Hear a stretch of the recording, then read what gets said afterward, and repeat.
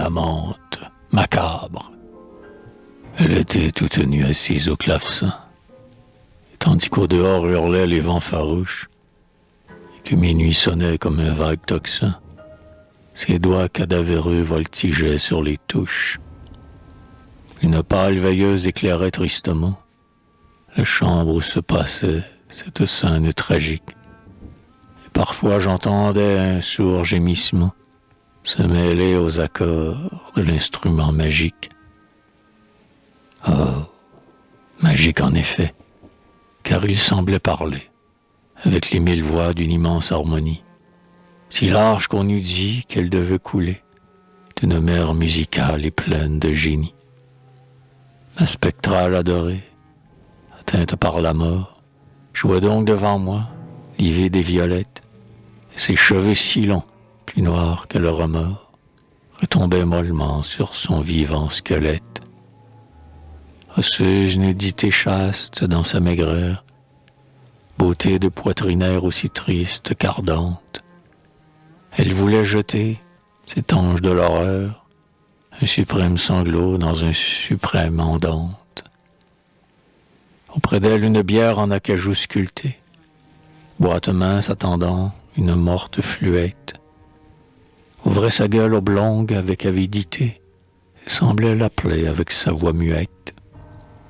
Sans doute, elle entendait cet appel ténébreux qui montait du cercueil digne d'un sanctuaire, puisqu'elle y répondit par un chant douloureux, sinistre et résigné comme un oui mortuaire.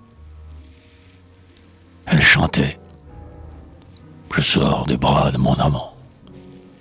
Je l'ai presque tué sous mon baiser féroce.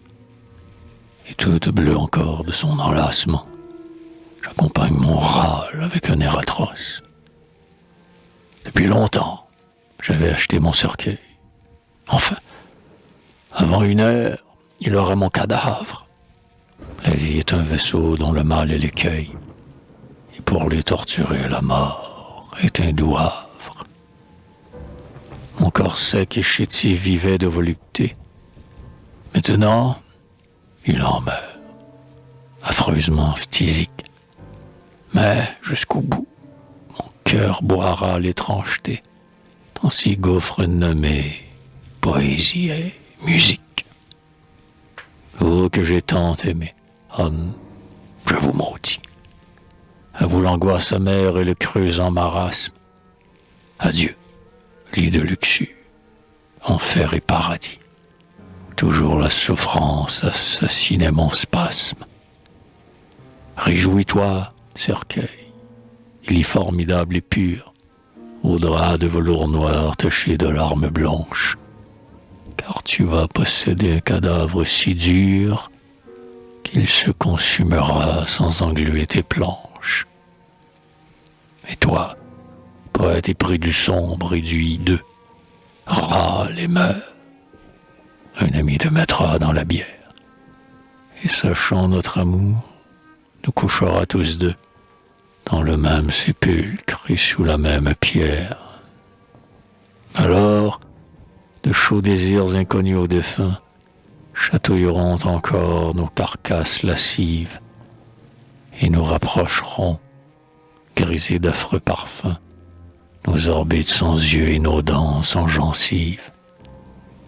Et tandis que ce chant de la fatalité jetait sa mélodie horrible et captivante, le piano geignait avec tant d'âpreté qu'en l'écoutant, Chopin eût frémi d'épouvante. Et moi, sur mon lit, blême, écrasé de stupeur, mort vivant n'ayant plus que les yeux et l'ouïe, je voyais, j'entendais, hérissé par la peur, sans pouvoir dire un mot à cet ave inouï.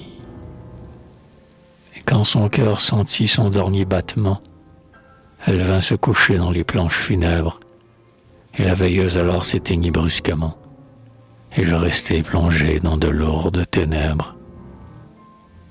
Puis, envertiginé jusqu'à devenir fou, croyant voir des satans qui gambadaient en cercle, j'entendis un bruit mât suivi d'un hoquet mou, Elle avait rendu l'âme en mettant son couvercle.